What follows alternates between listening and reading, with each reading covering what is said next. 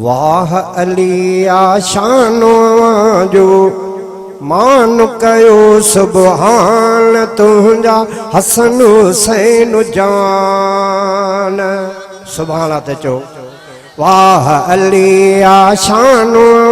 जो मान कयो सुबहान तुंहिंजा हसन हुसैन जान जन्नत जे हिन जान जाई जान बई सुल्तान तुंहिंजा हसन हुसैन जान आह अलिया शानो जो मान कयो सुबहान तुंहिंजा हसन हुसैन जान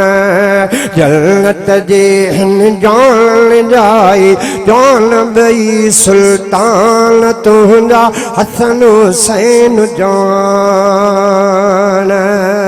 तोखे सौट रसूलुल्लाह जो चऊं एज़ाज़ रबी असदुल्लाह चऊं तुंहिंजो नालो वठी करमल्लाह चऊं असहाबी चई रज़ी अल्लाह चऊं वरी न्याणो नबीअ जो थिए जो नबीअ खे हुक्म कयो हनान तुंहिंजा हसन हुसैन जान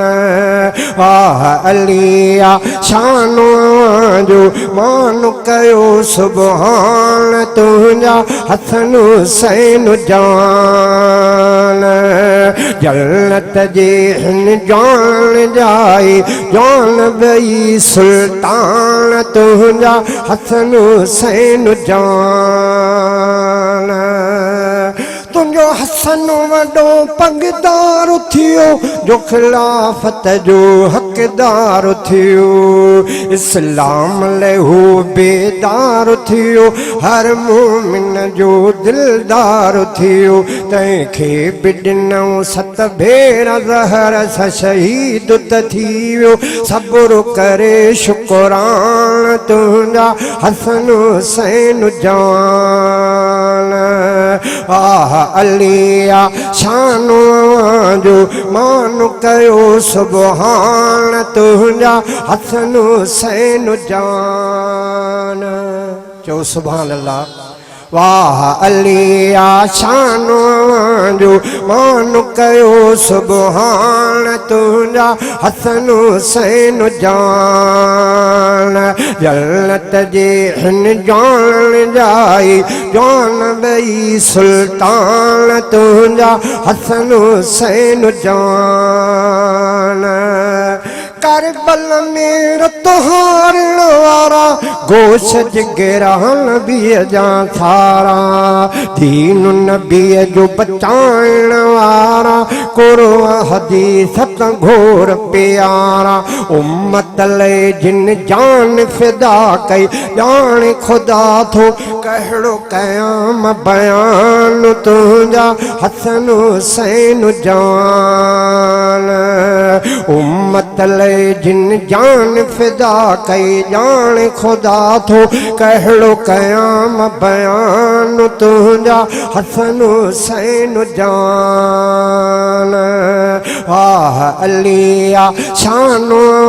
जो मान कयो सुबहान तुंहिंजा हसन हुसैन जान तो शेर जब तो शेर जब जमनाने जाहिन भेर अजब चो सुभान अल्लाह तो शेर जब तो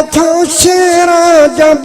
जमनाने जाहिन भेर अजब सब सैयद थी दिलेर अजब अहिड़ा मौजणी दी केर अजब इस्लाम मथा क्यों जान फिदा कुर्बान त थी विया सभई पढ़ी कुरान तुंहिंजा हसन हुसैन जान इस्लाम मथा कुर्बान थिया सब पढ़ी मिठो कुरान तुंहिंजा हसन हुसैन जान जल तजे हिन जान जाए जान बई सुल्तान तुंहिंजा हसन हुसैन जान आह अलिया शानो जो मान कयो सुभान तुंहिंजा हसन हुसैन जान।